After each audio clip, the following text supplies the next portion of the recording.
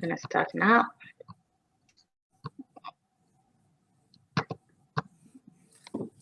Okay, so hello everyone. Thank you for joining us this evening. I'm so excited.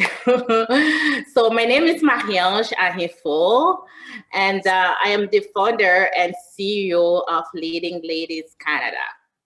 So Leading Ladies Canada is a not-for-profit organization led by Black women with the mission to empower women and youth through leadership development initiative, mentorship program, educational event on financial literacy like today, relationship, health and fitness, and mental health awareness, just to name a few.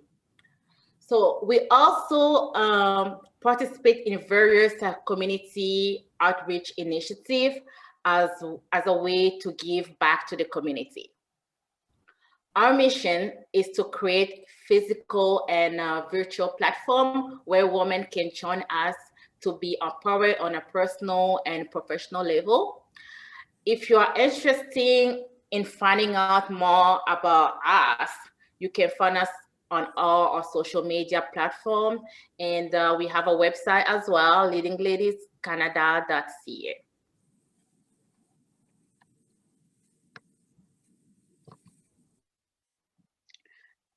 So now just topic, as you guys all know, is about money. So money sense, let's talk about money. Many consumers have little understanding of finances, budgeting, saving, how credit works, and the negative impacts that bad financial decision can have on our life. In the past, most people use cash for daily purchasing. Today, consumers' habits have changed and has resulted in consumers using credit more frequently. The way we shop has also changed. Online shopping is now the top choice to many, especially during this pandemic, making it not easy for people. So people are very shopping a lot online, and also it's becoming not very convenient. Without the proper knowledge, it is easy to get into financial trouble. So it is for this reason that financial literacy is very important for us women, as having a clear understanding of how our finances work can help us navigate. We can navigate our daily financial responsibility. So tonight, we have a wonderful panel of women who are joining us to discuss money sense. It is really my honor to have those women today.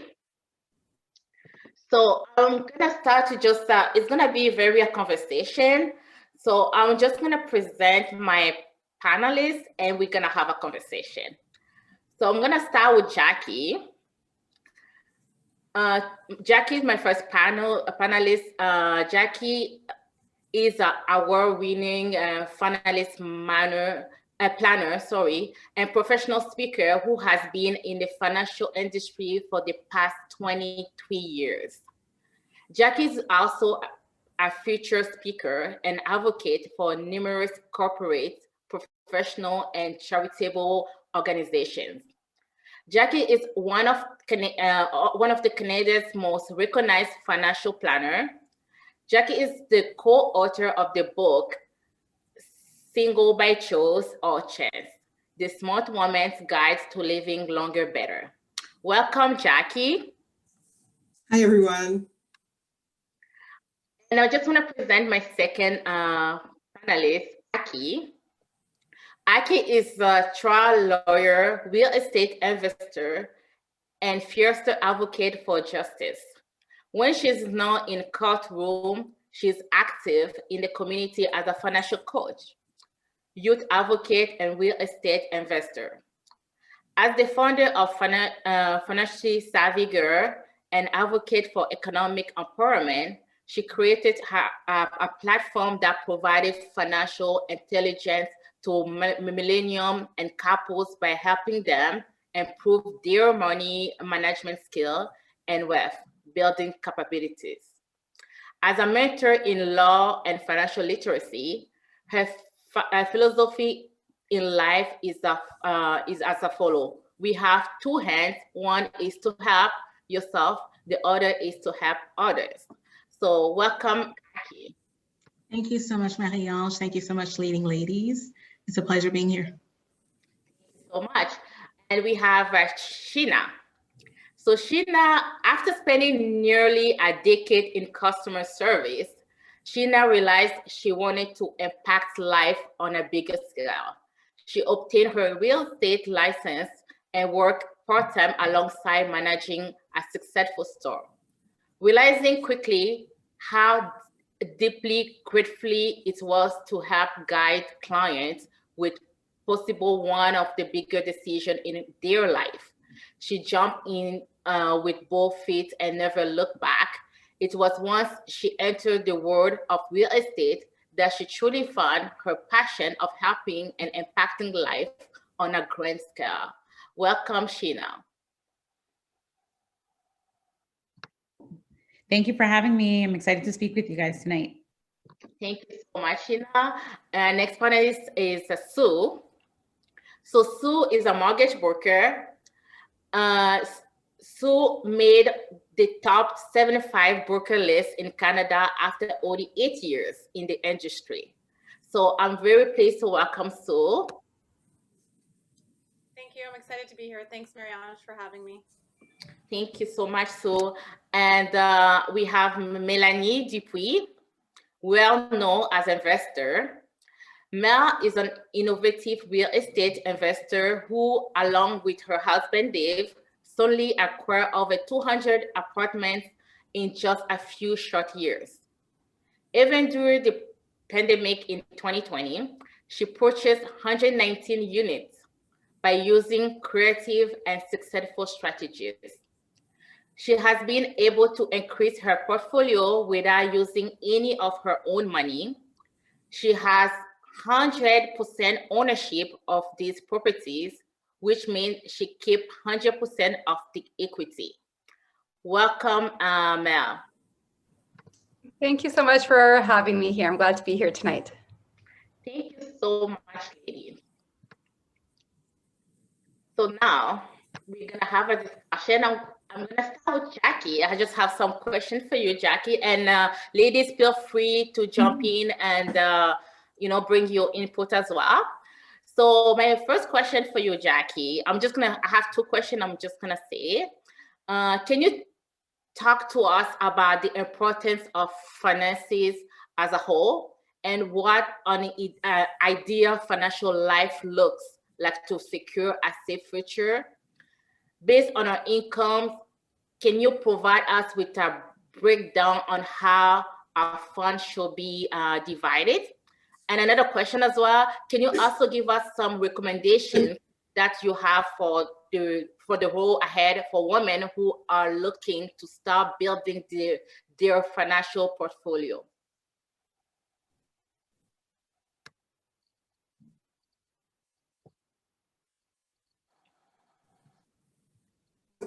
Person who might be listening, and I want to make sure that they get to take in as much information as possible. So let's start with the first question, and I just want you to repeat it so the audience gets to hear what are the top financial concerns for women. I just want to make sure I understand the question. Yes. Can you talk to us about the importance of financing in a whole and what? Okay, let's start there. Yes. And then we'll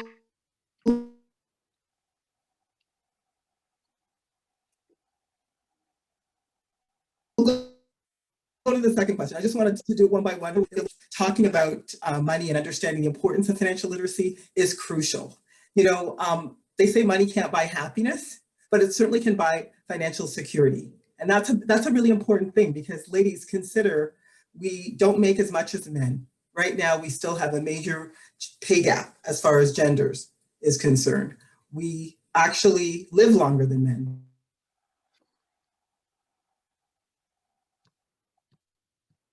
By 4 years. We also, the women listening, particularly in the pandemic, we are actually in the greatest threat to our long-term wealth, just simply because all of these things are happening in real time during a pandemic. So women have to consider, and the other piece of it too is pensions are not set up to deal with the fact that we live 4 years longer than men. So Jackie, the connection is really a little bit bad. You are freezing, so I don't know. A lot of financial setbacks. Hear that? The connection is really bad. This time of the day for some. Can you not hear me? No, really. Can you hear me? No. Okay, you know what? Go to the next panelist and hope. I'm gonna see what I can do with my connection. I might have to go off video, unfortunately. What can I say? It's not too good. Okay, go to the next panelist and we'll come back to me. But now it's good. Now we can hear you. Go ahead. We'll see. Because I do recognize that it's saying hello. Tell me how it sounds now. How is this? Good. Good? Okay. I'm not quite sure how much of what your audience heard, so I'll quickly sort of circle back a little bit. Really what I was talking about is the importance of financial literacy, the fact that women, money can't buy happiness, but it can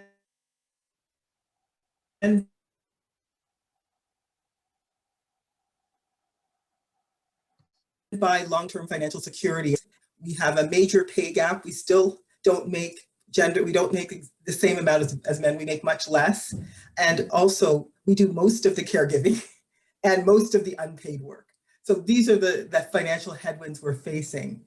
And someone is saying that I'm still on video. I think try no video. Okay, so I'm gonna try no video. Okay. So I don't know if other women, I don't know if Aki, you have something you can add on this. Yes, I can definitely add just a few points. It's still choppy. While Jackie just reconnects, I can just say, just to piggyback on what she was saying, for sure, financial security is a need and a must. And I would even go as far as to say financial freedom.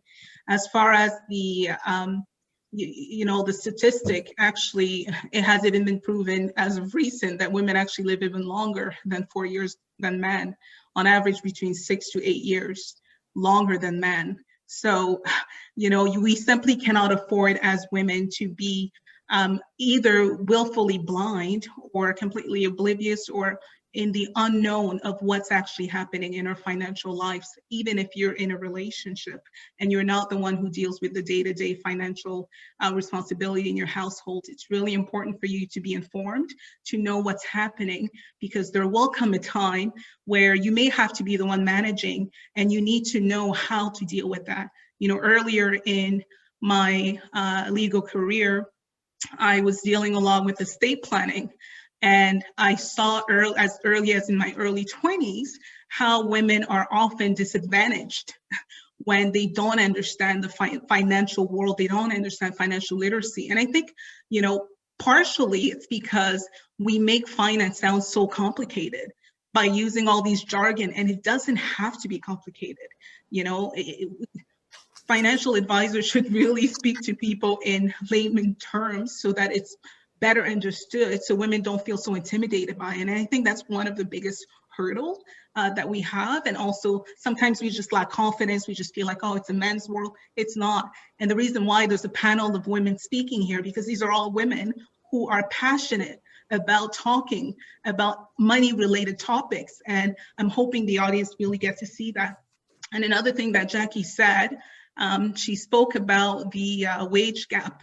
It's actually 19%. Women are still making here in Canada 19% less than what men are making. So we definitely still have a lot of work to do.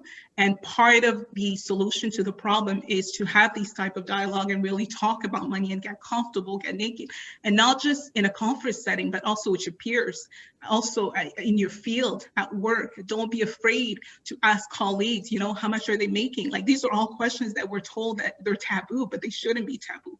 Ask them. And I think Jackie is back, so I'm just going to give the floor back to her. Thank you so much, Aki. Please, Jackie, or any other women you guys can add, please go ahead. Yeah, I was just gonna, I think great points and thank you so much with this crazy internet and doing everything at home.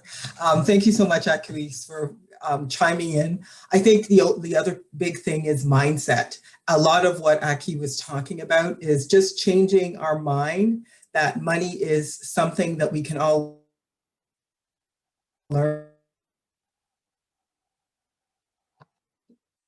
Yeah, I think you are back with the internet connection issue. Learning about financial literacy, they put in the hours to become an expert. And it's really no different when it comes to learning about money and deciding that money is something that you deserve. So practice makes perfect. You don't become confident without doing the work, like learning a little bit more and making a decision you want to learn a little bit more each month about money. And then, the things that you may not have the opportunity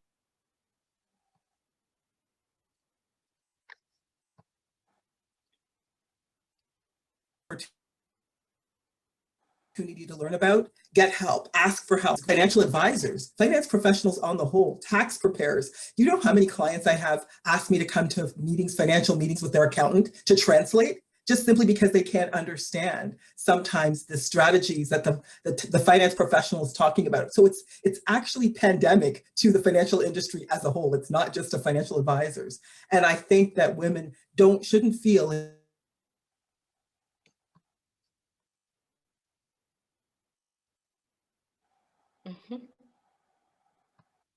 intimidated to say, you know what, listen, back to knowledge is power. Then you can make that right money move for yourself. Thank you so much, Jackie. Anyone, any other woman can add on that? Add that Aki made some great points about the intimidation side. Like, women are sometimes intimidated to ask the questions or reach out. And I'm so fortunate that the majority of my client base are women. It's either single women, business owners, or even women in relationships, but they're the ones instigating the appointment and the contact. And so I think it's because they're more comfortable speaking with me, and they feel more at ease that they're speaking to another woman. And I don't have to, speak in these super technical terms to make myself sound like you can speak in technical terms, but what's the point? We're not educating the client properly. And I think that makes a huge difference. So, and that's why, like, my favorite, don't tell any men, but my favorite clientele are women because we have that relationship and the friendship develops and we get the rapport. And it's one of the favorite things I love is helping women that otherwise thought they couldn't get what they wanted. They couldn't achieve home ownership, or they couldn't clear up their situation. It's so empowering in so many ways. Thank you so much, Sue. And I was just going to ask a question, my next question to Aki. Aki, if you can talk to us about debt management and the impact of debt. Oh, that's a heavy loaded one. I think, just to first just add something as to what Sue and Jackie said, and then I'll just go on the debt side. I agree with Jackie. It's definitely a pandemic in the entire financial field where, there's a lot of jargon that is spoken. So it intimidates people for sure. But if there's, any women listening here, I love stats because, numbers don't lie, data do not lie. And the reality of the matter is that it's been even statistically proven that women are even better investors than men. We know how to wave the inflation better, and we're not hasty at, selling. We don't make those hasty decisions out of emotions as much as men do. So if it gives you any reassurance, just know that it's been proven you can do this, and you can do it even better than men. So just have the confidence to do that. And as far as that is concerned, I just want to add to, have you ever heard of the saying, cash is king? I'm sure everybody has heard of that. Everyone says cash is king, cash is king. Well, personally for me, I actually don't think that cash is king. And oftentimes when I say this, people are like, what do you mean? What do you mean? Like, cash is like everything. Well, to me, I think what's the real king is cash flow. And that changes everything, because when we talk about cash, you're just talking about, let's say, your income, for instance, right? That's the cash. But if you're not accounting for the liability, the expenses that you are actually, using your income to pay off on a monthly or biweekly basis, then you're not really doing the proper math that needs to be done. So cash cannot be king because it's just your income. If you're busy having a lot of debt and expenses that are eating from your income, then how can your cash be king? You're just making money to pay your creditors, right? So this is why, to me, cash is not king. Now, cash flow, contrary to cash flow is your income minus your expenses. Income minus your expense is your cash flow. So what you have there, that cash flow, if you can find a way to increase that cash flow by minimizing your expenses or increasing your income, or a combination of both, then we're really talking about the real king. So when we talk about expenses, in there, we're talking about debt as well, right? So you have, it could be your credit card that you're paying on a monthly basis. It could be your car loan payments that you're making. It could be student loan payments that you're making. It could be mortgage payments that you're making, right? So these are all personal sort of consumer debt that you have, and you have monthly payments that you're making for that. So as far as managing debt, earlier, when I used to have like 10-figure debt. So I'm not talking to anyone here who, you're not hearing from someone who doesn't understand the struggle of having debt. I've been there. I used to, live paycheck to paycheck while making 6-figure income. Makes no sense, but it's possible. So that's just an example for you to see how your income is not really the king if you have all these liabilities that are still causing you to look back when you get your T4 and say, what happened to my money, right? So, and I used to talk about debt management, and I thought it actually made sense. And I thought our job was just to try to manage those debt and just get by, but it's not true. I actually don't believe in debt management per se. I fundamentally believe in debt elimination, right? I do believe in debt reduction. I don't talk about debt management anymore. And I want you to understand, when I say this, I'm talking about those debts that do not give any value, do not, whatever you're purchasing, do not add any value, any assets to your life. You have to differentiate, because there's two sides to me. There's, obviously the financial coach in me, but there's also the real estate investor in me. So I do believe that there are such thing as good debt, where you are borrowing money. Sue is helping you as a, mortgage broker. You're borrowing money, and you are using those funds for the purpose of acquiring assets that are passive income generating. Completely different. And on top of that, you're not the one paying those mortgages. So let's put those debt aside. We're talking about those debt that are eating from your income, that are causing you to have all this frustration. And we've seen that increase through COVID as well, right? We've seen statistically proven that credit card consumptions are at higher than prior to COVID. Surprisingly, there's a bit of a decrease as far as non-credit card debt, because I think in the early stages of the pandemic, people were focusing, they were making money.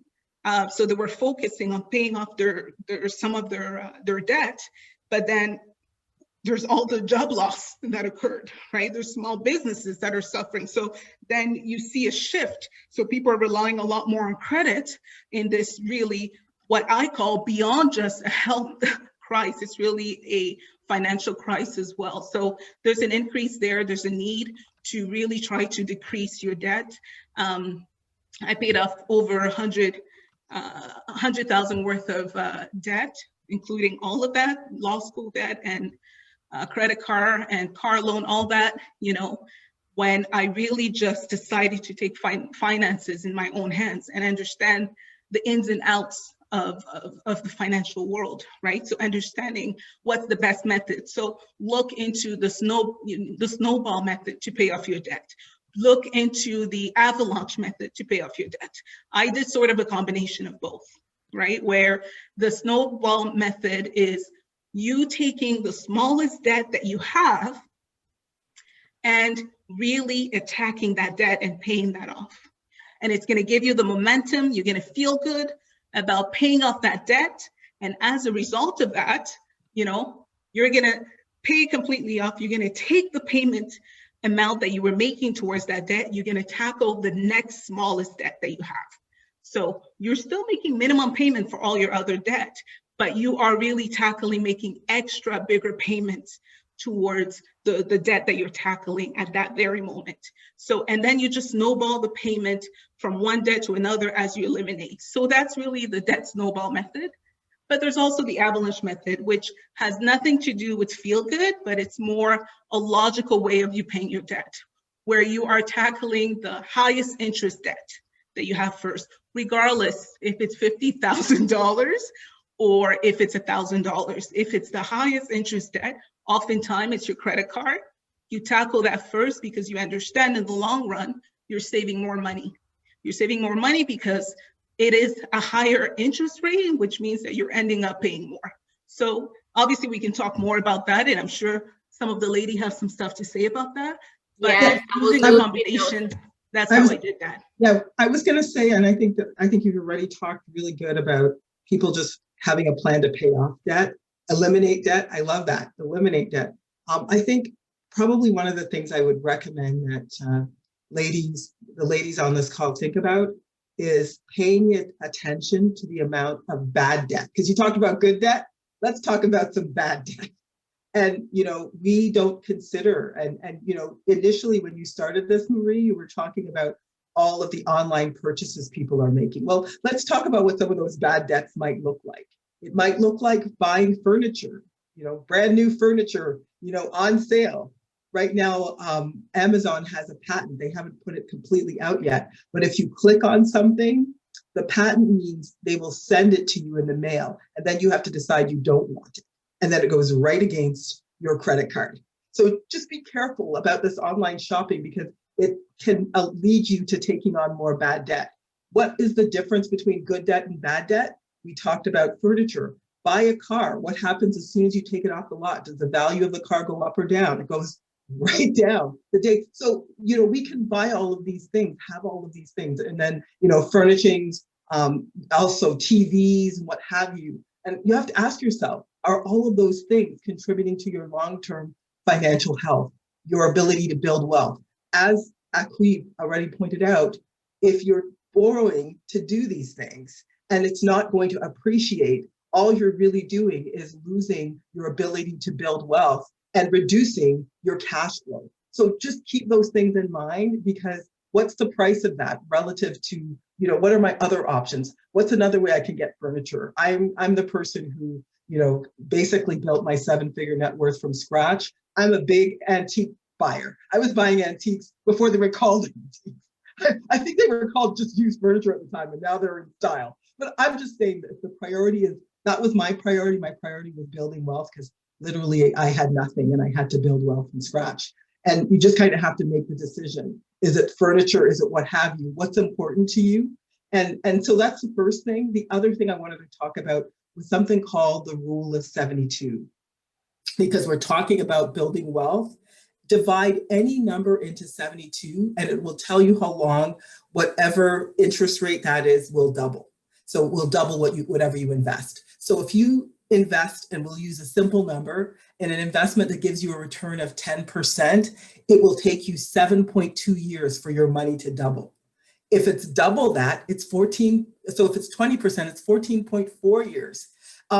Hence, why it's important to really consider the interest rate on the investments that you put your money into, because if you're investing in low interest bearing vehicles, it's going to take a long time for that money to multiply. So pay attention to the interest rate, because on the flip side of that, that could also be what you're putting on a credit card.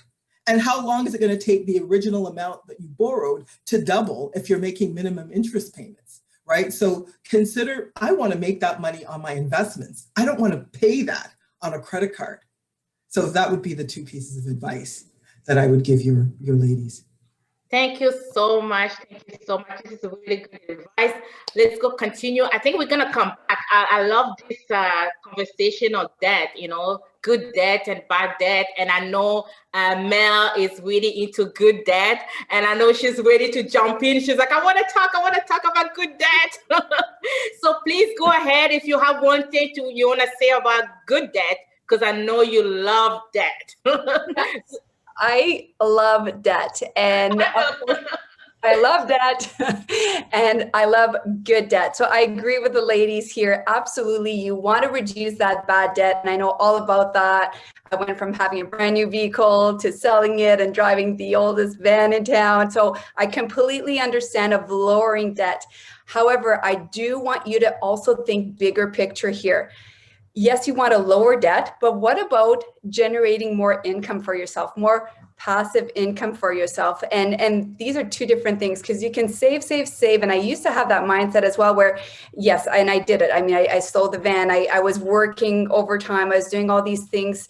I wasn't buying any new clothes. We used to shop online to get the used cell phones. Like, I lowered debt. And that's important if you want to eventually buy some assets, because the financial institutions, it will be looking at your ratio. So I 100% agree with lowering debt, but don't be afraid of exploring good debt as well. Because if you study even, McDonald's, right? They leverage land, they leverage debt, they leverage good debt that can actually make you money. And that's what's really important is leveraging the debt, realizing the difference between buying a couch that's going to go in value and buying a property that's going to increase in value. So it's really identifying both and having that bigger mindset as well. And even with that comes along is the interest rates, right? We talked about, I buy properties, none of my own money. That means I am getting infinite return on investment. I don't have to put any of my own money into the deals. What comes with that is that I need to make sure that I buy the right kind of deal. Not every deal makes sense. I need to make sure that I have my exit strategy, that I can pay people back, right? So there's a lot of different moving parts. So it's not just jumping in blindly and going at it. You need to do it wisely, but I do suggest that you also aren't afraid of it, because the majority of us were brought up, certainly I was, that debt is bad, never pay off, or you want to pay off your mortgage, all those kind of things. And now I think the opposite, that yes, there's certain debt, absolutely. There's good debt, but there's also that bad debt that we've referred to. And that good debt, if you can, yes, I pay a little bit more interest here, but if the good debt can make me even more, why wouldn't I do that? So it's realizing what's the difference between both, and not being able, and I'm glad as well about the mindset that we mentioned, the mindset at the beginning. And I just wanted to quickly throw my 2 cents in there, because we never really touched on this, but I don't know about the other ladies, but I know I certainly had the mindset issue, my own confidence in doing this. As a woman, I was a single mom for a while, and the confidence of wanting to grow my portfolio. I didn't know what I was doing. I knew that I could get financially free with real estate, but I didn't know how. And I told everybody I was going to buy 10 properties by the time I turned 40. And I was in my 30s back then. And I had almost every single person I know saying, why would you want to do that? You're a single mom. You don't have enough money, all these different things. And then I realized that, wow, I can't listen to them. So I just went full force in. And if you have these, whatever you want to call them, naysayers or just people that aren't on your side cheering on, surround yourself by other women who will cheer you on, because this is doable. Every successful woman here on stage tonight, I'm sure we all have a history. We've all had our struggles in one way or another at one point. And that's what we have. And as soon as I realized that, hey, other people are doing this, they're not necessarily any more special than I am. So if they can do it, you can do it too. So go in with that kind of mindset as well. Thank you so much, Mel. I know you feel good now. You add up your good debt on it. I got to say the good debt, yes. So let's go talk about real estate. Let's go talk about real estate. I know we have Sheena. She's a real estate broker. Sheena, please let us know now what's, the real estate market is in Ontario, in Canada, how it is going on now. It's crazy. Like everybody. I think the biggest thing about the real estate market now is just trying not to be afraid of the market. I think what media is doing is they're just presenting all the negatives of the craziness of this market, but people are forgetting that real estate is still a good thing. It's still something that you can invest in and make money in, just as Mel had said, right? So it's not, I think what we need to do with the real estate and the news that we hear is don't let it don't let it suppress your desire to get into the real estate market, but let it fuel you to get into the market and be a part of that, right? I think with Ottawa, when I came from Toronto, what I noticed was a lot of people that lived in Ottawa didn't realize the potential there was in Ottawa. And so to see the market being so crazy, it's like, oh my gosh, I got to get in right now. And people are just going crazy. Like it's nuts. It's almost stressful to a point. But I think the biggest key with real estate is just making sure that, as Mel said, purchasing the right property. It's not just any property that you're going to want to purchase, and it's not just anything that you throw hundreds and thousands of dollars at, right? So it's working with the right person, understanding where to buy, what to buy, and get into the market. A lot of people that I spoke with last year or consulted with last year are really kicking themselves for sitting on the sidelines and not, taking that jump to get in. And I always say I work with a lot of first-time buyers, and it's not an easy thing to do. Buying a home it's not small money. It's not like you're buying a shirt and you can return it if you don't like it, right? So I always tell people that. But I think the first step is getting to know your financial situation, getting to know the financial picture. A lot of people think you can go take a look at homes first and then figure out the money. It doesn't work like that. You can't go into a store and not know how much you're working with, right, before you purchase. I always say, speak with a mortgage advisor, a mortgage specialist, know what you can purchase, and then step into real estate. I think with the biggest thing too about real estate I'm finding is a lot of people think their first home has to be their dream home. And I always say, just get in, like get your foot in the door with something. There's a story that I always tell clients that I'm working with. There was a couple, pretty young, I would say 24, 25. They were engaged, ready to get married, and their budget was $400,000. This was 2019. So 400,000, 2019, that's phenomenal. And so we were looking at townhomes, and there was one listed at 359. And at that time, there was some bidding wars. It wasn't as crazy, depending on the property, but we had to go in above asking. And so I'll get into all of like the asking price and the sold price and get into details with that. But basically, we had to go in over asking. We paid $382 for that property. And when he was cringing. When I mean cringing, when he purchased that property, I felt that they were uncomfortable with it, but I told them that investment, trust me, is going to make you money. Don't be afraid. Don't back out. With being a first-time buyer, there's a lot of emotions involved. It's excitement, then it's being nervous, then it's, oh my gosh, what the hell am I doing? Am I really spending $382,000? Could I afford to buy this home? But these are all things that I can guide you through with. But to tell you today, there's a property on his street that's selling for $675,000. He bought May 2019. So all this to tell you that don't be afraid, take the first step, get in the door with something that's obviously livable. You're not going to purchase a shack. I don't even think shacks exist right now, but all this to say, don't be afraid of the real estate market. Try not to listen to the news. The news is just really going to get you to sit back and say, you know what, I'm not going to get in. This is crazy. I'm not going to be able to find something. There is something out there for everyone. I always just say, know your financial situation, just as the other ladies had said. Speak to a mortgage specialist, because there's so many different options. It's not just you go to the bank, they tell you one thing and that's it. There's I'm pretty sure Sue has so many creative options that she can sit down and speak to you about and be able to get you into the market. But I would say don't be afraid of the real estate market. Yeah, for sure. Thank you so much, Sheena. And I know Sue's going to jump on the mortgage. But to be honest, that's true, because people believe like, you know, in this pandemic, nothing, people not buying, but that's not true. People are buying. People are buying even, I don't know, the people from Toronto, they come into Ottawa and they're purchasing, and people from Ottawa were just looking. Yes. So I think it's really good time to don't be afraid. And like Aki and Jackie, they just say in the beginning to have people around you that they, you know, you guys think like, and you guys can communicate, you know. If you, and I think Melanie said that if you're around people that they don't think like you or the negative, you'll be afraid. So make sure, you know, I believe this conference, this webinar is good. So to just make people wake up and think positive.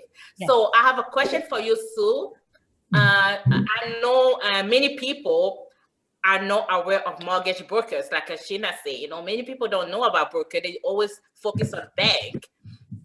And the alternative, you know, they provide some funding for EB lenders, C lenders, and I know you have a lot of knowledge about that. So can you just tell us about broker, please? Thank you.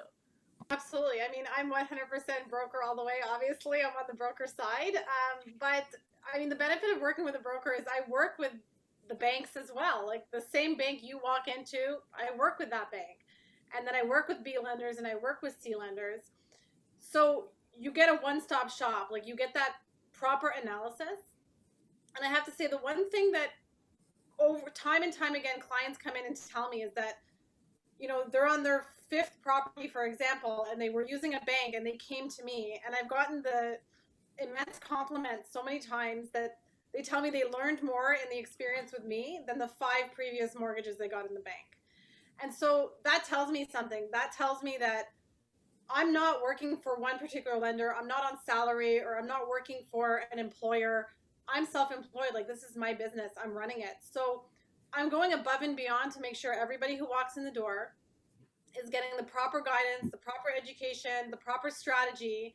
And we're looking at the big picture. Like, I'm not just looking at, you know, hi, I want to buy this house. I'm talking to them about, you know, is this your stepping stone? Like Sheena mentioned, all my first-time buyers, I tell them, this is probably a stepping stone. You're not going to live here for 30 years, because the majority of first-time home buyers outgrow their first home. It's just by nature. Like, they get into better financial circumstances, their family grows. And so we look at the whole picture. What are your plans? Is this your first property? Is it your second? Are you looking to buy 3 more in the next year or 2? There's so many other pieces that have to come into the puzzle. And that's where the broker comes ahead, because we can analyze it and say, okay, here's your strategy for the next 2 years. Here's your strategy for the next 5 years, right? We run all kinds of different scenarios.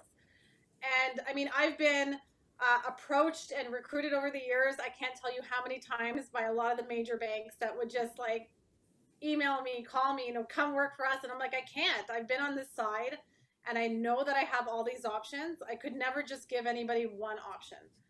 Like, it would just be a complete disservice to just always push the same option over and over again. So, I mean, I love what I do. I love helping first-time buyers. It is a scary time in Ottawa, without a doubt. But the fear subsides with preparation.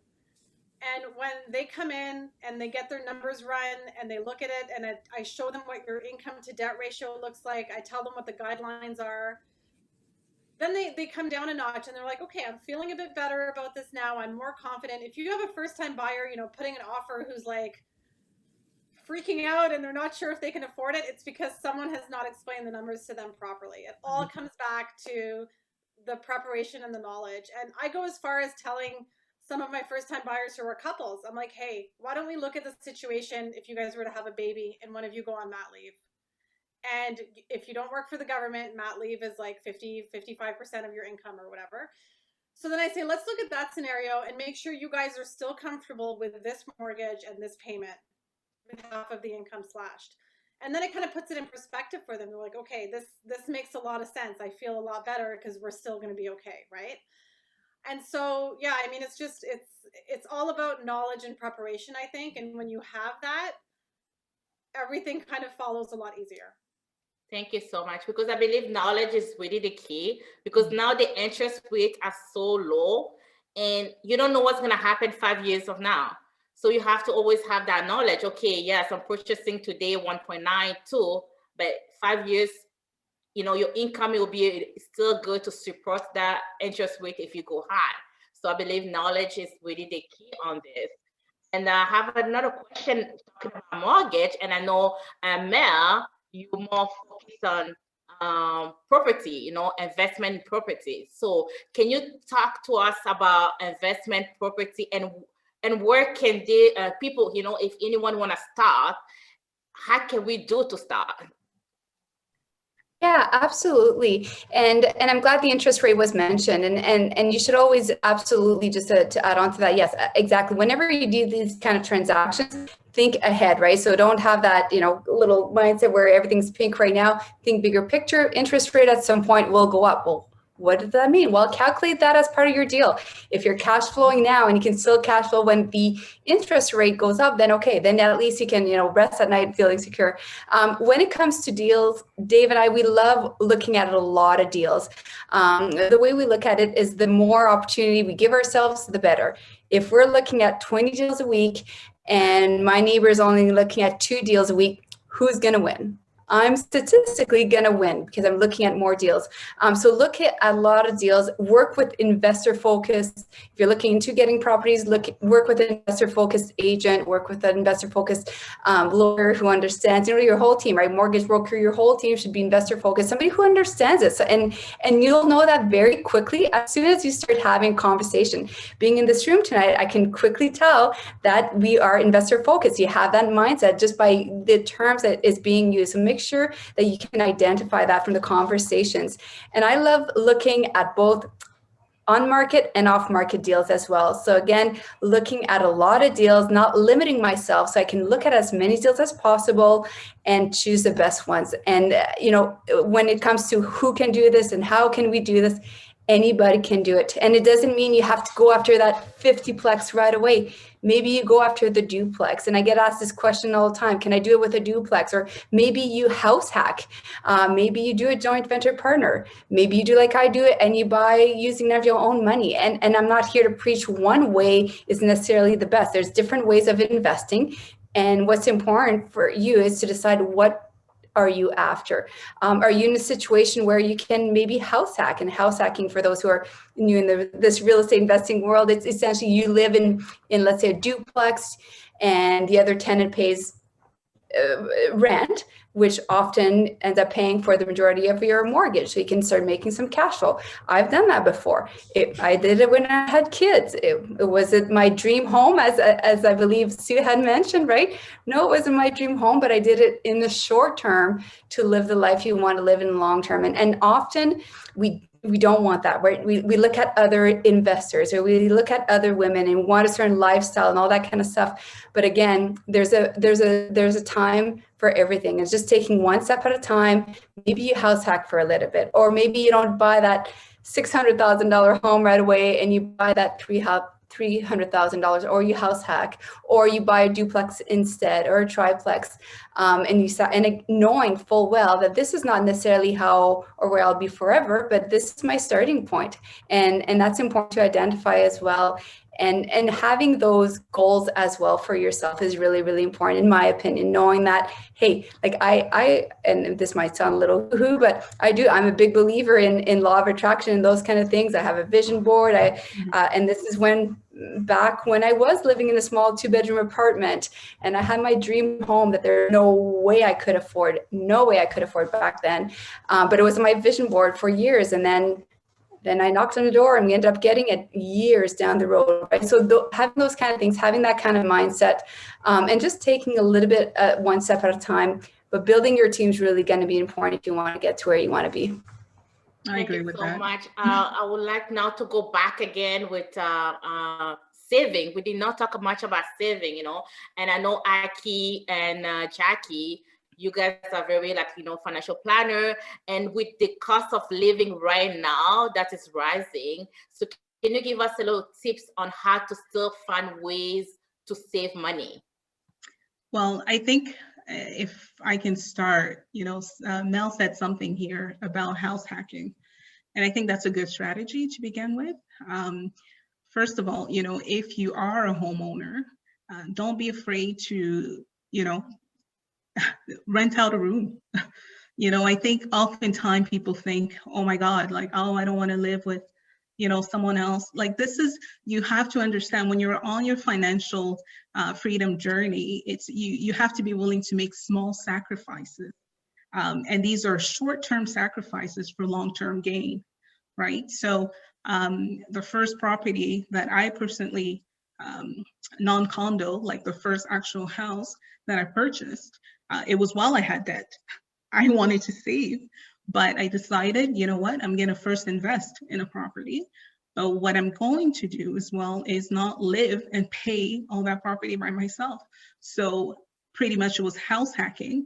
2 other individuals, my best friend and cousins, lived there. And while the mortgage was being paid, I was essentially taking that money that I was saving and really just putting the money in debt payment, like aggressively doing that. And then also saving money. As far as saving is concerned, I'm a firm believer that you have to pay yourself first. So before I pay expenses, before any of that get taken care of, you have to pay yourself. So whenever you do receive your paycheck, let's say you got paid today, and let's say it's payday, I don't even call it payday, it's pay yourself first day. So speaking of law of attraction, I believe 10% of your pay needs to go to giving, needs to go to tithing. That's me personally. I do believe that you have to release money out of your hand. So giving, it could be church, it could be whatever you're giving to, but release money to charitable endeavors for sure. And then the next 10% of your net pay, save that money, right? Save that money. And I give percentage based because it doesn't really matter how much you're making per se. Just give yourself a percentage base. It doesn't even have to be 10%, but just get into the habit of whatever money that you're making, pay yourself. I don't care if you're paying yourself $1, $10, $100, $1,000, but just get into the habit of paying yourself. Get in the habit of training your mind that, you know what, this hard-earned money that I've made, I'm going to pay myself first. And then, you another 10% goes into investing. That's personally our strategy here. And regardless if we're in a 2-income household, we specifically made a decision to live on a 1-income household and invest and save the rest. So that makes it easier. And then the remaining 70%, you budget with that. So here that obviously, a lot of people have lost their jobs. Some people have, had to reduce, some people had increased.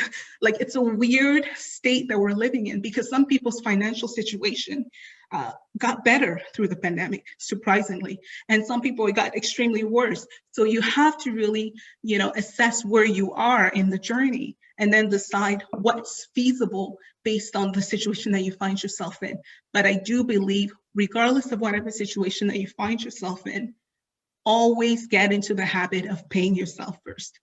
Even $1, even $2, even $5, that's just really important. And just the point that Mel made about, I'm really happy she brought that up, when she spoke about making sure that you are also, as far as the investment piece is concerned, that you are also looking at off-market deals. That's important. Make connection with the people who are on this panel, because that's what we do as far as investing is concerned. Last month, we closed on a multi-unit, and I didn't even tell in the beginning friends of ours because everybody was panicking. People are like, how can you, why are anyone buying? But there's so many strategies that you can employ. And the strategy employed there was really to find deals that were off market, that were not off market. Just means it's not even listed yet. It's not even on the market yet. So when you do make connection, you increase the quality of your net worth, right? Your network, rather, the people around you, then you can be contacted. Like real estate agent can contact you for off deal markets and all these things so that you can actually close on this. And this property, we were able to close on it below asking price, right? Because you also understand after the inspection some of the risks that are associated and some of the issues with the property, and you're in a better position to negotiate. So don't be afraid to get into the market for sure. Thank you. Jackie, you want to add on saving? You're mute. I was going to say, I loved all the stuff that Aki had to say about paying yourself first, because to really expand on that, put your money to work too, right? So you pay yourself first and then you put your money to work, because lots of people, and this is not my terminology, have lazy money just sitting around in their savings account that could be invested. And, you know, I see lots of women in particular, because we tend to be savers versus investors. So, you know, one of the things we can do for our emergency fund, and we probably during the pandemic, we realized more than ever that we need an emergency fund, is it doesn't have to be sitting in a savings account. There are websites, because savings account, just in case you don't know, you don't make anything in a bank account that sits there. If you make, you know, less than a 0.3%, 0.003%, so less than a percent, you're lucky. So there are websites like ratehub.com where you can go on there and actually make, you know, 2%, 3%, 2.5% on your savings account. So that money could be put to work. And then the remainder of that money that's sitting there, because, you know, typically as advisors, we normally recommend people have, you know, 3 months of their lifestyle costs for emergencies. If you have more than that, I mean, sometimes we talk about 6 months of lifestyle costs, but if you have 3 months and you have good credit, and I don't know if we've spoke about having good credit, having at least a 650 credit score is crucial to do any of the things we're talking about here tonight, especially buying property or borrowing to invest or doing any of those things. You need good credit. So the ladies should check their credit score. You can go to places like Credit Karma or Borrowwell to find out what your credit score is and look at ways, work with a mortgage broker to improve your credit score, because you cannot access something I call other people's money, OPM, all the things these ladies are talking about without good credit. So put your money to work. You know, take money that's just sitting in savings accounts. There's places like ratehub.com that you can check out, invest the difference. And, you know, just to talk a little bit about some things Sheena was talking about before, because we hear a lot, even as an advisor, as a financial advisor, as I am, about putting money in the markets, whether we're talking about real estate or investments. You know, whenever you hear about the media, whatever bleeds leads. So fear and greed is the only thing that the media sells. So do not go to the media for advice, financial advice of any kind. Do not, you know, gather around a group of trusted professionals and take advice from those people, because the media isn't there. It's not your financial advisor. It's not your real estate agent or your mortgage broker. Talk to people that you trust. You're not going to ever build wealth with fear and greed being thrown at you all the time. So that's the other thing. RateHub, RATEHUB, ratehub.com is where I'd recommend you check out. And then in terms of paying yourself first, put that as a priority by making automatic deposits to things, right? So if you're doing monthly automatic contributions of 10%, then you're more likely to stick to it than to remember, oh, I think I should pay myself 10% this month. Should I do 10% of my paycheck? If you're doing it as a part of your regular, you know, strategy to build wealth, make it a priority by doing it on a regular basis. I recommend monthly, having the money taken directly from your account so it's put away, and then you know you've got it out of the way for saving for the future. So those would be some of the key things. And as I said, that rule of 72, you want your money, your investments to grow, right? So some things that I have conversations with clients about, because the market can go up and down, right? And there's really great opportunities in the market right now, great opportunities in healthcare, great opportunities in infrastructure, great opportunities in technology. And again, for people who out there who want to get more financially savvy around investments, decide what you want to learn about this year in the markets. It could be real estate, it could be learning about stocks, and then outsource what you may not have time to learn that you might want to get a trusted professional involved in. But figure out your risk, because you know, even if you might think an investment makes sense for you, the first conversation I have with clients when we're looking to invest their money is, yes, we've done the research, we know why we're making these choices around the investments you want, but let's say next week you get your very first statement and the investment is down. How do you feel? Will you all of a sudden decide you're going to take your money out of the investments? Because again, people tend to think really, really short term. They think day to day. They're not thinking 3 years from now, 5 years from now, 10 years from now. And if those are the time periods, because we need patience in the market for our money to multiply, whether we're talking about real estate investments, typically you need time. And so if you're making quick decisions about investing and then taking money out quickly, it's a very quick way to not build wealth. Consider, and this is for both real estate and in the markets, if you had your home valued each and every day, how would you feel, right? So if somebody put a price on your home each and every day, chances are it'd make you really nervous, but would you do anything about it? Chances are no, because you have a long-term plan typically when you're buying a house. You should have a long-term plan when you're making financial investments around money as well. Thank you so much, Jackie. And my question now is more like to all of you ladies. I know some of the listening, they're like, oh yeah, this is look good. You guys are all up there already. You have your house, your property, but I'm living paycheck by paycheck. And how am I saving? How can I save? I'm living paycheck by paycheck. So what advice that you can talk to any woman that they just say like, I cannot do this, it's looking so good to be real? Well, the first thing I would say is, there's a lot of money sitting around in your house. Remember, we were talking about that bad debt? People can sell stuff that's sitting around. I mean, there's so many great places online where you can sell stuff that maybe you have buyer's regret about. And that can start that opportunity to start to build some cash, some free cash flow that you can do something with. So that's an opportunity that I don't think people think about. I sell all kinds of stuff. As right now I'm going through a renovation, I'm getting rid of stuff all the time, sticking them on Kijiji and making some extra money that way. Thank you. Anyone else? I think one thing that is budgeting, like looking at your numbers. Exactly. What are you spending every month? Where can you save? Maybe it's like that's right. The $6 Starbucks that you buy 3 times a week. Maybe it's your phone bill that you could renegotiate. And I think this is like part of the problem is it's easier not to look at it and not to think about it. It's hard to sit down and put pen to paper and do it, but that's part of this process, right? Like you have to start somewhere.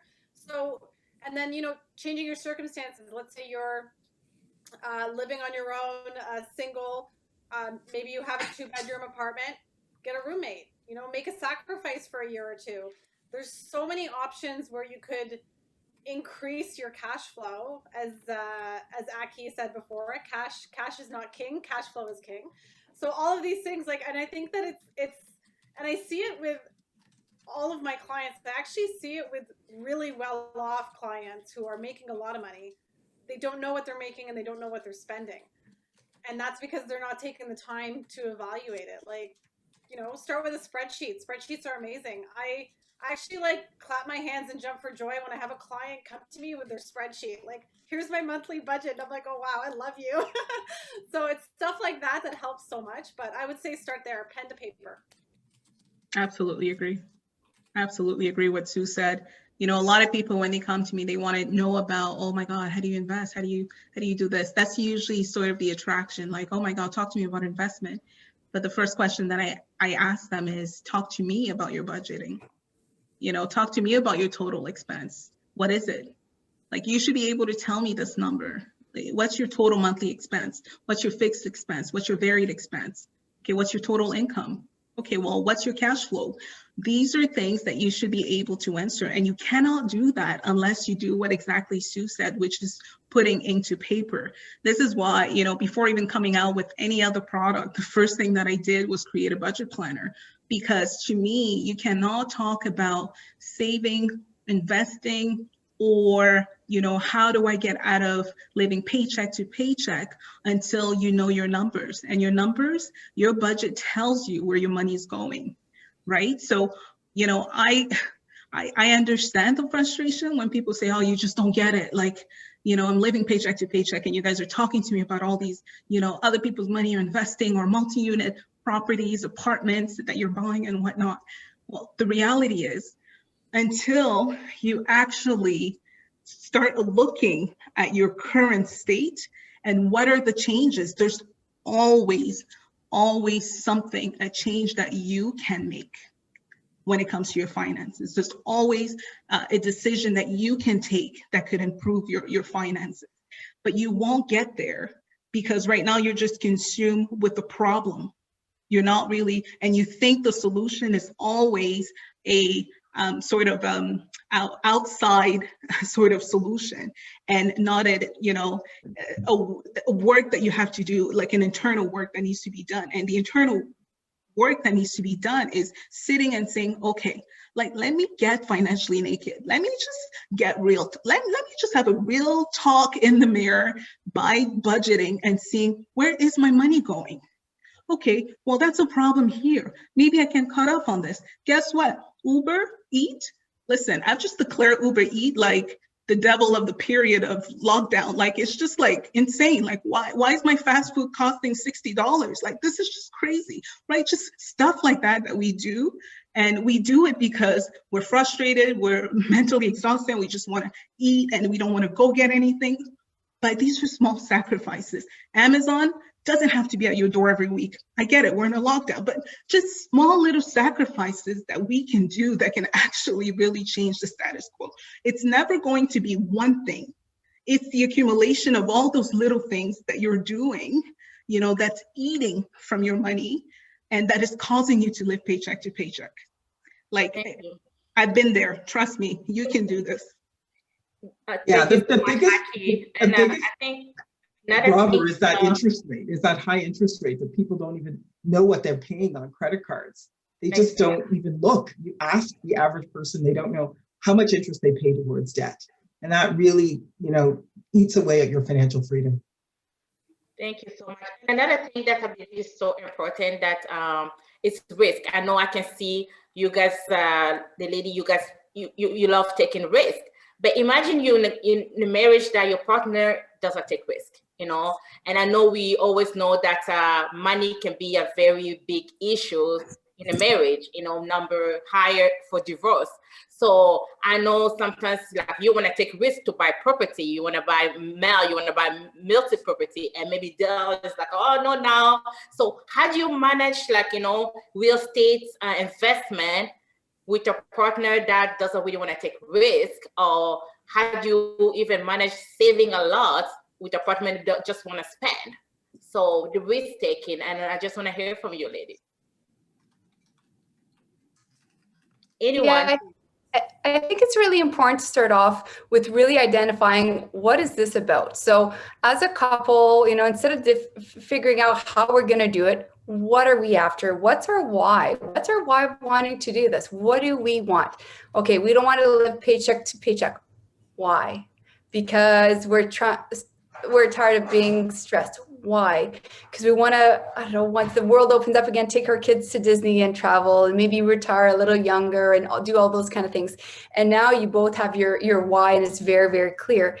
And based on that, then you can find out what it's all about. And I get it. Like, Dave was a lot more of a risk taker than I am. Dave thinks huge, and he's a big thinker and creative and all of these things. And I'm more analytical, and I need to make sure everything's well structured before I take action. And then it was a matter of discussing it and sharing. Okay, how can we both? At the end of the day, it's not about he's right, I'm wrong, or I'm right, he's wrong. It's about how do we make our why happen? For us, we both wanted to quit our jobs in our 30s. How do we make that happen? And our why was, again, the how, the end was about quitting our job, but the why wasn't about the job, it was about spending more time with our kids. How do we make that happen? Well, now you're making a decision that's based on your real why. Okay, well, let's buy properties. Well, he wants to do the creative financing. I was really scared of it. So how do we make it happen where, okay, I like his idea, but I'm not comfortable. Well, we need to do more research. We need to get educated on it. And that's the important thing, is to communicate with your partner on where's the gap, right? So somebody wants to do this, you don't want to do that. And I see that all the time with our students. Quite often, it's very normal. Like a lot of things, you're not necessarily on the same page with your partner, and that is okay. But what is the reason? Is it fear? Is it the lack of education? Is it, quite often what I see is the piece where the the one person is afraid of the time that it's going to commit. Where if you do this, what's going to happen? You're going to, if you buy, like, for example, if you get into real estate and properties, you're going to take care of tenants and do all this, and I'm not going to see you. What's the reason? What's the reason behind the fear of holding back? And find something that you both are okay with. Maybe it is real estate. Maybe it's going to be something else, and find what you're comfortable with as a couple based on your goals and based on your initial why. Thank you so much. Anyone? I would agree with that. I mean, as far as I would have said, definitely start with identifying what your goals are. You know, you do have your individual goal, but you also have to, as a couple, have some common goals. And you can't have those common goals unless you have these conversation, you know, these hard conversation. And, you know, whenever I'm working with a couple for coaching, there's a questionnaire that I send, and it forces them to kind of sit down and talk about these things together and answer these questions. And then you get, before I even really meet with them, I have an idea of whether they're on the same page or not. I have an idea of who's the spender, who's the saver. I have an idea of sort of the risk tolerance for one or the other. And then based on that, you know, you get them to develop like common whys, right? Like, okay, well, this is, you know, I want to achieve this goal. How do you see yourself doing this? What are the steps that you'll take this year? What are the steps that you'll take within the next 5 years that will get you there? And you also get to see sort of those common goals that they could have, that you can start, something that they can connect with to begin with. And then you can put a plan in motion. There's always going to be, I believe, one person in the relationship who's going to be a little bit more risk adverse, and the other person who's going to be, a lot more gutsy, I would say. And it's not always the man. Sometimes it's the woman, right? But you have to put on your salesperson's hat on and understand, if you are the person, there's never going to be two people in the household who are both handling the day-to-day finances. I think when two people are doing that, you're just gonna butt head. You have to decide sort of who's dealing with the day-to-day finances. It doesn't mean the person who's dealing with it or handling it is the person making all the decision. If you take that route, then for sure, you're probably leading into the stats of possible, money issues and divorce. But if you take the route of, you know what, I'm dealing with the day-to-day, I am sort of, let's say, the financial household CEO, but you know, my husband, you are, or my wife, you are the board of director. I am accountable to you. This is an enterprise that we're building. So I'm reporting to you what's going on, and we are having discussions and making decisions. Then I think it really eliminates a lot of the stress factor and the insecurity and distrust that can form when it comes to a relationship. And really knowing how to sell, okay, well, I think this is a good investment because of XYZ. You know, we said one of our goals was passive income, which is, you know, for us personally, one of our goals is to ensure that our passive income is much greater than our earned income, where work becomes optional, right? So because of that, we understand that one of the greatest way for us to get there is through real estate investment. And because of that, we further understand that it's not necessarily going to stop at single family homes, right? So investing in the bigger purchases. So taking some of those risks, and maybe not both of you will be, oh my God, I'm sold on this idea at 100%, but you get to a point where you trust each other, where you're willing to say, okay, we're going to take this risk. And it's not to say, if it doesn't work, I blame you. But this is something that we're doing together, even though you're more passionate about that. And just be considerate of one another, I would say. Thank you so much, Aki. And I thought, Sheena, you wanted to add something, right? No, I think they both made really valid points. I think the biggest thing you should ask yourself is the why. You know, why are we purchasing this? Are we in the best position to do so? Setting goals. There are a lot of couples that I work with that are definitely not on the same page. And so Aki and Mel both touched on just understanding your why, the bigger picture, and then taking it from there. Yeah, thank you so much. I think communication is really the key as well. Like, a lot of communication. I'm a very risk taker. Like, I take higher risk in everything I do. But at the same time, you have to learn to, if it doesn't work, you'll be okay. It doesn't mean all the risk is gonna happen like the way you want it. So thank you so much. And I see a lot of questions. We're gonna go through all those questions. Before that, I just want to thank you, ladies, for sharing your expertise with us and helping empowering women financially. Before we move to question answer section, some listener might be interested in following similar career paths than you, ladies, in the financial field. So can you each share a bit about what inspired you to be in the field, what your journey looked like, and what advice you will give to someone looking to fulfill in the same path like you? I'll start. I got into the financial industry completely by accident, actually. I had a friend actually who referred me to a financial planner when I had my first full-time job. I've been on my own since I was 16. I've been actually, having to put food on my table and roof over my head since then. And so we became really good at saving. And I just remember people coming to me for advice in my early teens and people thinking I knew something because I was living on my own with my girlfriend. And they thought I only knew how to work hard because I had a really amazing single mom who taught me how to do that. But fast forward to, my first and only full-time job, because I was working 3 jobs through high school and university. And my first full-time job, I was maxing out all the plans they had, then really got downsized for my first full-time job. The company was downsizing, and my same girlfriend that we used to share the same bed referred me to a financial planner.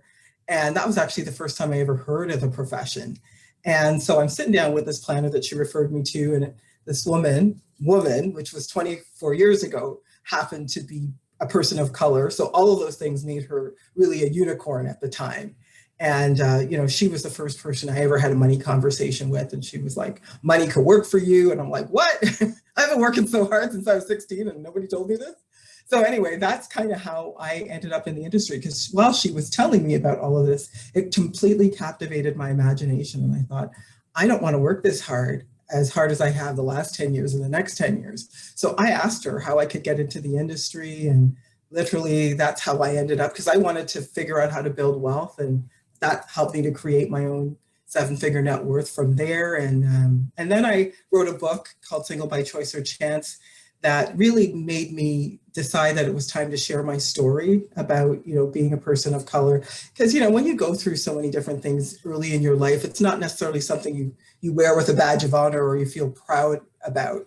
I started to share my story because of the book, and I started to realize it inspired other people and gave them the confidence to, do some of the things they want to do around their own finances. And I think for me, if I can inspire other women to know one of the reasons I've done well when it comes to building wealth is because I've been doing it longer. It's really not because I'm special. It's because I've had a lot of practice in, saving, investing. And I think that that's really the difference. And that's my advice to other women, is to get out of your head and take action. If you've listened to any of the information that we've given tonight and it sparks you to, learn about investments, learning about the real estate market, putting money away, that's the most important thing you can do, because it'll move you towards becoming more confident around money. Thank you so much, Jackie. Okay, I'll go next. Real estate for me, I think I started off, as you had mentioned, in customer service, and I always enjoyed working with people. I went to school for accounting and absolutely hated it, and realized I was a people person. So for me, it was just helping people to make big and great decisions. So when I got into real estate, I think it was about 7 years ago, I realized the impact working with first-time buyers, especially. A lot of people, or a lot of the clients that I've worked with, just never thought it was possible.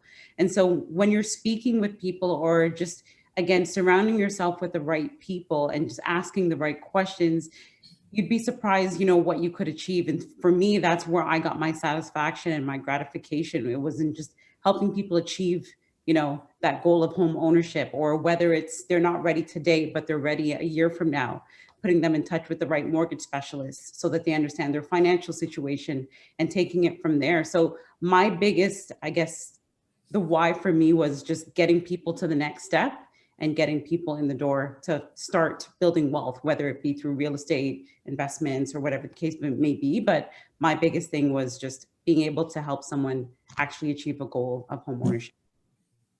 Thank you. Anyone else? Aki, you want to go? Sure.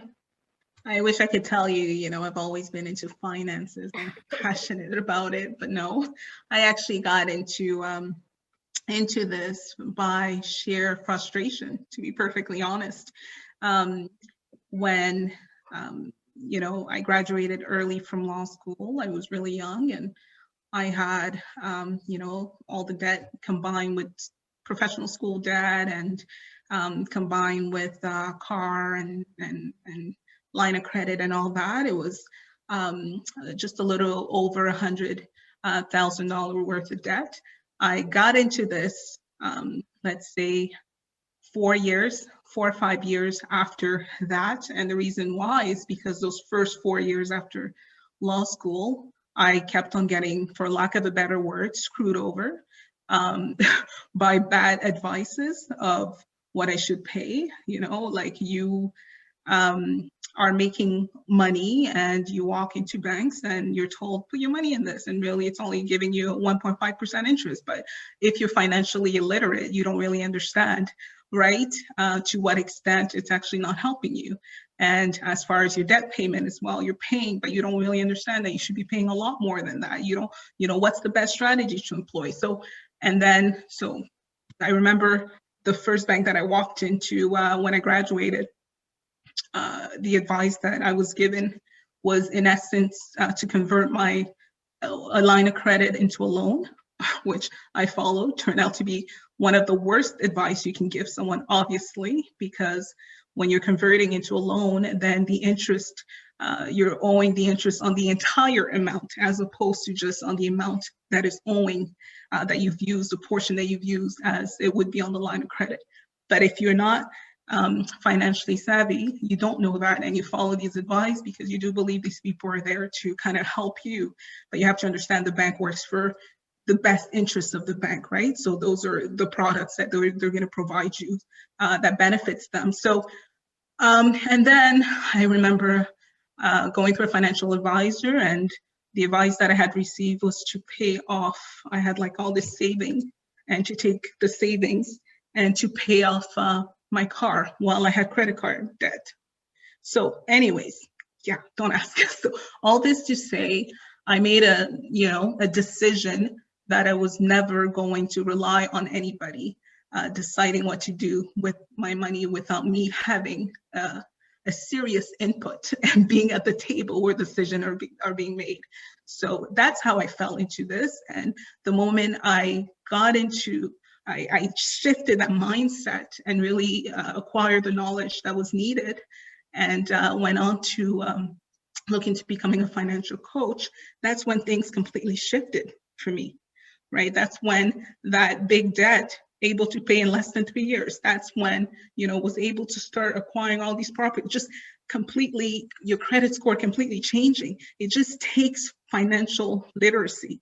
It just takes understanding and the confidence to really understand that you can do this, and just make the small sacrifices, and you can really achieve, fast track to even your financial goals.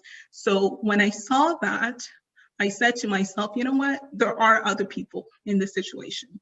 And I never wanted to set the image of, I'm this lawyer who had worked in estate planning and I had it all figured out and I'm here to help you. I'm like, no, they want to hear about someone who didn't have it figured out, who was considered smart by all these people, but then completely feeling inadequate when it came to her own financial situation, right? They want to hear about the shame that people are not talking about. They want to hear about the guilt that you have and you don't want to talk about money and this taboo. And I felt that the fact that we kept on not having these money situations. You can be friends with someone for 15, 20 years and not once have you discussed money management together. That's a problem. So I said, we need to create a platform, and that's how Financially Savvy Girl was created, just a platform where people can feel completely comfortable to talk about money, because I feel completely comfortable to talk about it, the good and the bad.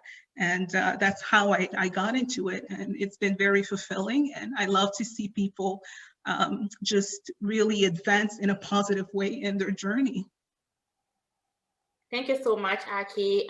Sue, you're going to go ahead?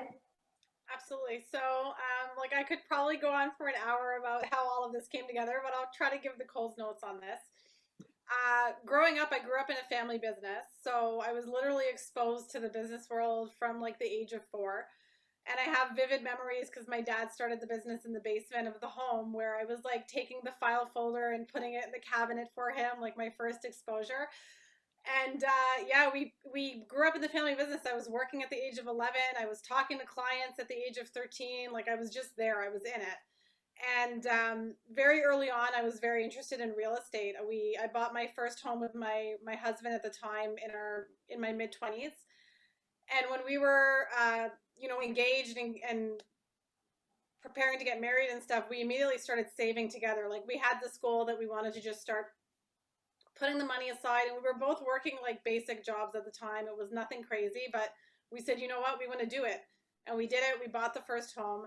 And I had my first experience with that purchase with a bank rep who literally just, brought some papers, told us to sign it. Zero education, zero advice. That person was very interested in just making money, making his commission and walking away. And so that was my first experience that triggered it. Meanwhile, in between there, I came back to the family business after being in university, and was working in the family business for several years. I had my 2 kids. My dad decided to retire. We kind of pushed him to retire. So we were kind of in a situation where, what's next? Like, I needed to figure out what I wanted to do next. And knowing that I loved real estate and I loved dealing with people, and having had that bad experience where I literally went into my first home purchase uneducated about the whole process, I decided to just jump in head first and become a mortgage broker. And when I started my career, my daughter was 3 months old and my son was 2 years old. And so what I can say is, when you're trying to do something in your life, there's never a perfect time to do it. If you want to do it, just do it. Doesn't matter when it is. Like, circumstances will never be perfect. And when I got into the business, I was the underestimated person. Like, I walked into a brokerage where all the top producers were guys. I was kind of looked at like, whatever, like, who's this girl who's come in like brand new. And within 3 years, I was up on the podium with them and I earned my spot. So it's rewarding. I love dealing with clients at the end of the day. And I think that that's probably the one thing that keeps me so engaged in the business is I have a personality that needs to be constantly challenged. I get bored very easily. And so this business has definitely kept me engaged, challenged. Every interaction is different. Every client is different. Every situation is different.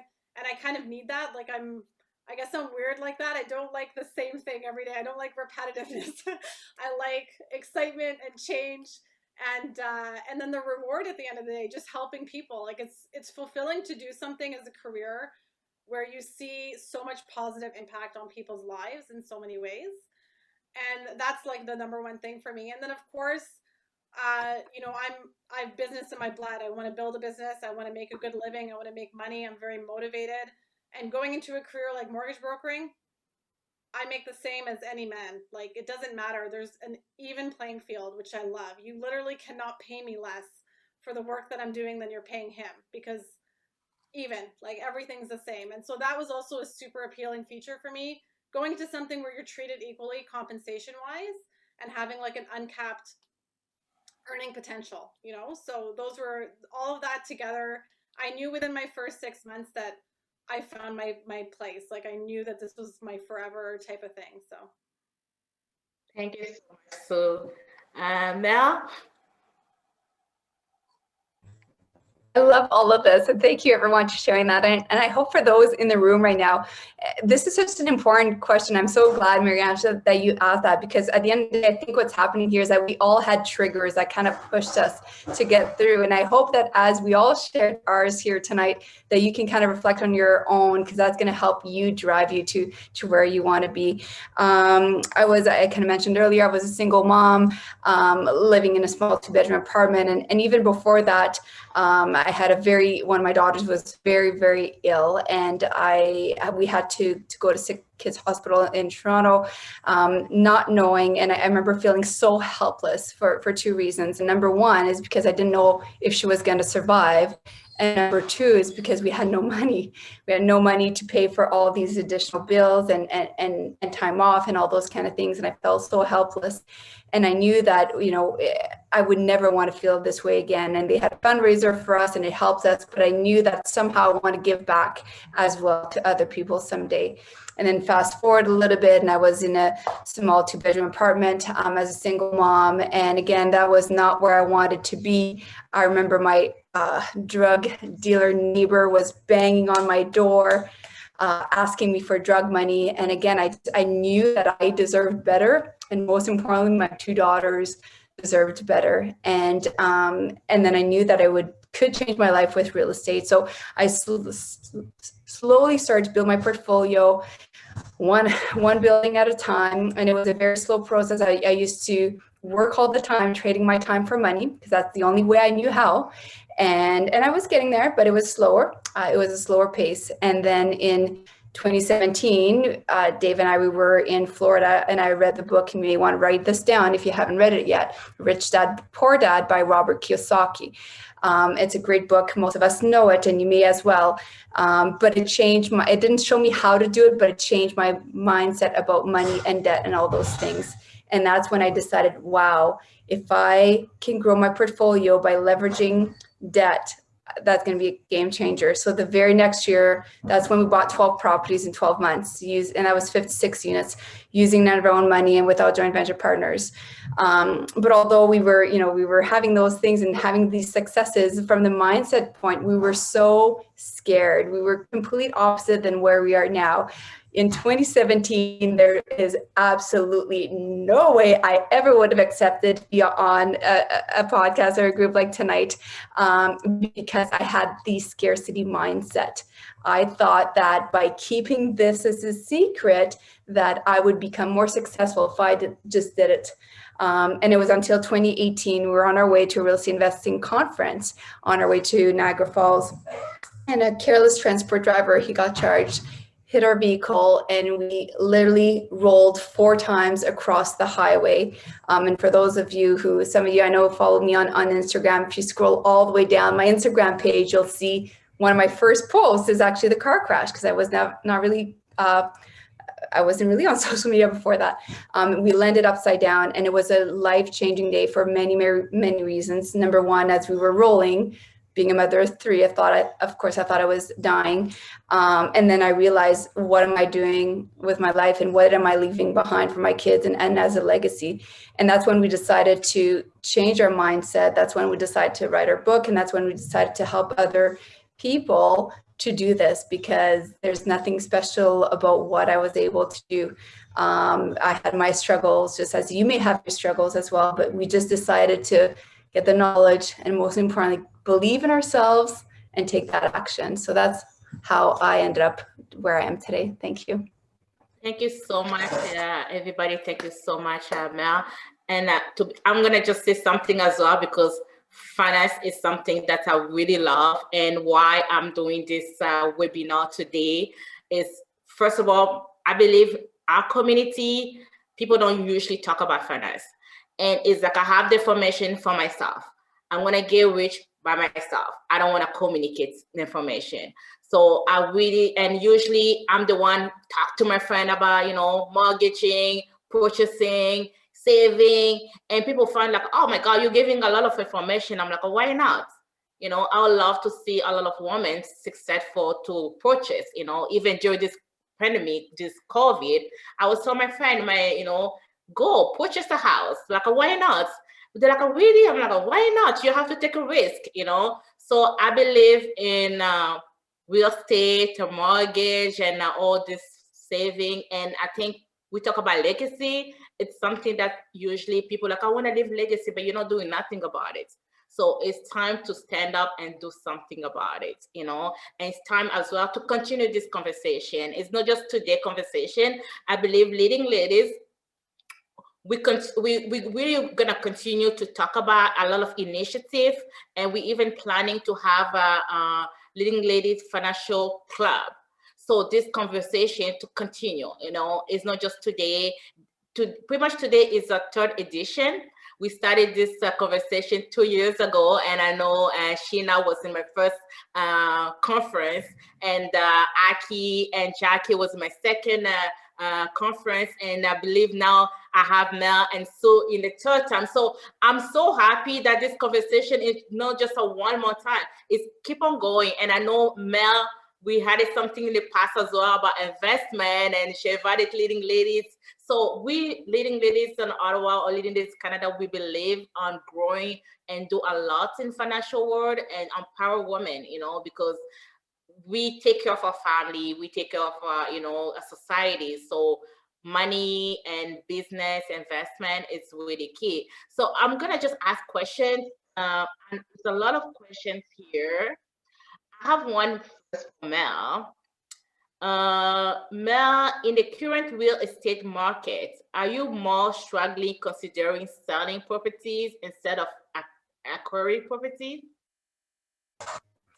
That's a great question. And I'm still very much in the acquisitioning world. Now, that being said, I did actually sell a couple properties this year because it was good timing, because they came to fruition and it made sense at that time. That being said, I get asked this question, should I wait to buy real estate? And the question is, and if you study any highly successful real estate investor, they will all say, especially when you buy and hold, like if you're a flipper, it's a different strategy. But if you buy and hold, which means you buy the property and you hang on to it for a long time, it's time in the market, not timing the market. And that's exactly, and I don't just preach it, I'm doing that. I bought 119 apartments last year. This year, we just closed on an 8-plex in January. We're closing on $1 million deal in a couple of months, and we just bought 2 additional properties. So as long as the deals make sense, and as long as, and it was mentioned from somebody earlier before, the interest rate, right? You calculate those interest rates going to go up, so calculate that as part of your deal. I believe that it's time in the market. I'm not selling today. At the end of the day, even if there's dips, we all know that real estate throughout time is going to be continuing to go up. Thank you so much for this answer. I'll ask all of you guys if you guys can write your information, because a lot of people asking about your information, your contact, how can they reach you? So I have another question here to Aki. Okay, I have a question to Aki. Let's talk about individuals whose income are not sufficient to pay the debt in the current season. How do they save and gain income? Yeah, so I think that was Ernestina's question, and I answered that in the group when you first asked. And that's when I first spoke about, this is why it's not like a one answer fit all. You have to literally find out what's the person's current situation, and you need to budget to know that. We need to actually sit down, we need to budget, we need to know your numbers to see what is feasible and what can be done that fits your situation personally. Even as I said, the percentage rate of the savings and the investing and all that changes, right? To make sure that it actually fits that person's need. And you have to know what season you're in. You know, your season to, you know, aggressively invest is not necessarily your season to pay down aggressively debt. Like, you have to know what is your primary focus. What season are you in right now? Obviously, right now, the season, this pandemic, or like a friend of mine calls this panini season that we're in right now, is causing people to, everybody wants to be an investor right now, right? So everybody's just looking into investing and just paying a little bit of their debt. If that's what you want to do, that's fine as well. But we got to budget. You got to know what are your numbers so that you can really answer that question properly.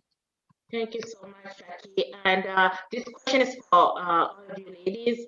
How do you find these properties that are not on the market? And that's a good question because usually people don't know. Sorry, who was that question for? How do you find those properties that they are not in market? There's many ways. So I find with us, like with realtors, a lot of them will be on MLS, but again, it's through neighbors, it's through people that know people where you'll find properties. Like, for example, we have a lot of off market within the office that people will share because they don't want to share them on MLS. So it's just talking to people and asking the right questions. There's a lot of neighbors that are secretly like paying attention to seeing, who's selling, how much they're selling for. They're interested in selling. So it's whether it's approaching them, having conversations with them, but there's a lot of opportunities when you're just speaking to people. That's how we typically find them off market. And it's all about connecting yourself with the right people around you, right? If you have a real estate investor a real estate agent who's investing focused, so investor focused, they usually can bring you some of those deals. Brokers bring some of those deals. I know someone who's thinking about possibly selling. And then the big question that people are not asking, that I think people should be asking, is why would a seller be interested to sell a property off market instead of benefiting from a bidding war? And to be perfectly honest, that intimidates some people. They're like, why would someone do that? Nobody does that. What do you mean? Like, they would benefit so much more from a bidding war. But the reality is, like, some serious investors do not want to fall into that bidding war. And the reason why they don't, they realize that some people are bidding out of emotions. And when it comes time to actually close, these buyers are not able or capable to close for those properties. So it puts sellers who are eager, you got to know what type of sellers. Like, it doesn't matter if I'm working with a real estate agent, I have a conversation with the seller because I need to understand what's their motivation. Why are they selling? I need to get into the reason, their why, so that I can position myself as a buyer to understand how to appeal to that seller in a way that is beneficial for me. So just knowing what's their motivation for selling. If they need to sell quickly, they're not looking into necessarily falling into a bidding war, people accepting something, and then the property just coming back and having to be listed in the market because they were not able to close because they bid something that was way beyond what the bank is actually willing to give them. So that's something that you need to keep in mind. And when a seller knows that, and this can be through your agent, right? When the seller knows that you're a serious buyer who can close a deal fast, like the last deal that we did, we closed it within not even a month, right? So when they know these sort of things, then they're eager to move things a lot faster, I would say. Yeah, I agree with everything that was said on how to find the deals as well. And the other thing that I would just add on as well is, what are you doing to also attract deals your way? If I were to click on your social media, have you ever reached out to people? Have you ever made a post saying, hey, I'm a new investor and I want to buy a property? And that's exactly how we started off. People did not know Mel and Dave that you see now on social media. We were not Mel and Dave rewind 5-10 years ago. But we attracted deals by just starting one step at a time, one post at a time, because think about it, especially now more than ever, we're all home. Most of us on social media. So make a post about it, make a story on Instagram or post it and ask people, hey, if you know somebody, I tell everybody, I go to the dentist and I'll say, hey, if you know somebody, I'm a serious investor, here's my card, give me a call. I'm looking to buy deals all the time. And I give lots of names. And I do end up with deals on my desk because of that. So don't be afraid to also ask as many people. And I know it's putting yourself up there. It's going to make you feel a little uncomfortable. But getting uncomfortable is really, really important if you want to have different results as well. So I would challenge you to get a little uncomfortable and then either post on social media or at least put yourself out there and ask your friends, tell your friends about it. People are nice. Majority of people are nice. They want to help. If you say, I'm trying to find this, can you help me out? They're going to keep you in mind next time. But often as well is top of mind is really, really important. Just because you tell somebody once, don't think that in a year from now, they're going to And that happened to me many times. I'll tell a seller, hey, if you're going to sell your building, think of me first. And I don't follow up. That's on me. I didn't follow up. So again, I'm not pointing fingers at them. I'm pointing fingers at me. I didn't follow up. And then they ended up, finding another buyer instead because I didn't do a good job enough. They didn't remember me. They didn't reach out to me. So following up, if there's a property that you really, really want as well, put a reminder in your phone, follow up every 4 months and tell them, hey, I'm gonna reach out to you again until you tell me not to, and make a joke about it. But that's how you know those kind of deals. I totally agree, because that's what I do.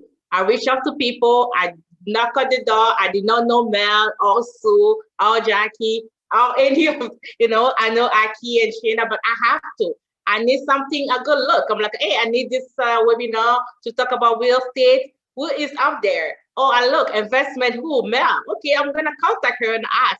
So, and I check mortgage, who? Sue. Okay, you just have to look and be a go-getter, like never stop. And if you want something in life, go look for it. That's advice I always tell my friend, even and be the person that you can share information as well. Like, don't keep the information for yourself, because I don't think you can buy everything for yourself. So put the information out there so other people can get it as well. So please, ladies, put your information. People asking, investment. They want to know more about investment, Mel. They want to, buy a lot of property. And if you can put your information up there, how you can give us some training, to have all those property, like 119, that's a lot, So put your information up there. And I know now I don't even know. It's not easy to find house by yourself. We need some real estate brokers. So Sheena, please put your information and saving. I know Jackie and Aki, you guys are very good on saving and helping in having those financial planning. So please, and we have a lot of people here. They are just asking question, and I think you guys are answering them as well. That's really good. So we pretty much come to an end, and we have a giveaway. So for this giveaway, we're gonna ask a question to one person in the audience here. Maybe you have to lift your hand to answer this question if you really listen very well to the conversation. So this is a very easy question. So I will just ask the question right now. Let me see. Okay, the question is,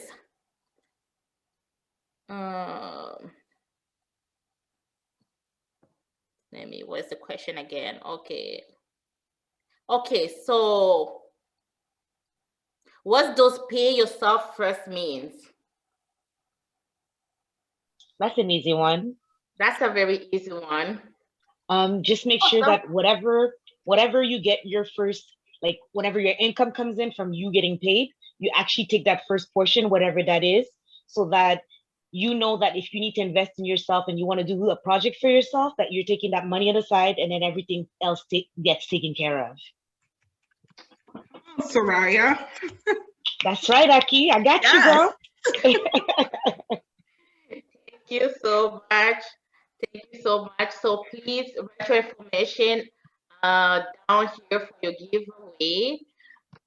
And Aki, you want to let us know what's the giveaway? Definitely. So Soraya, because you are so good at listening and taking great guidance, so you actually get to win the budget planner that I created. So the budget planner, you're going to have it coming your way. So make sure that you leave all your contact information to Leading Ladies. And then there's going to be the budget planner that's going to be ordered by Leading Lady on your behalf. And you're going to get it, God willing, by the end of next week. So, thank you so much. You're welcome. Good luck on your journey. Thanks. Thank you so much. Thank you so much, ladies. Yes, it's almost 9 o'clock and we pretty much say everything, so we cover everything. And this conversation, we're gonna continue. Like I say, Leading Ladies, we're gonna have more talk about money says. We're gonna have Leading Ladies Financial Club. and keep, looking, and in our social media, in our website, you're gonna learn a lot on leading ladies. So thank you so much, ladies. Thank you so much for your time. It's been a very blessing 2 hours, and with a lot of information. And I hope everybody learned something today. And I'm into real estate. So now I'm even gonna contact Sue, try to know more about mortgage and all the interest rates, and how to purchase more houses, and even invest more, property. So I'm very into those marketing, and why not? Sheena's gonna look for those houses for me. Thanks for having me. Thank you. Thank you. Thank you so much, ladies. Good night, everybody. Good night. Thank you.